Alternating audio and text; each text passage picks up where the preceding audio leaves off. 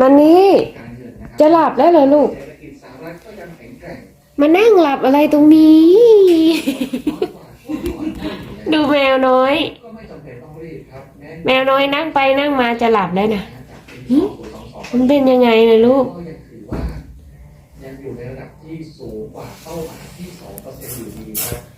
เต็มนะฮะอัตราพื้นฐาน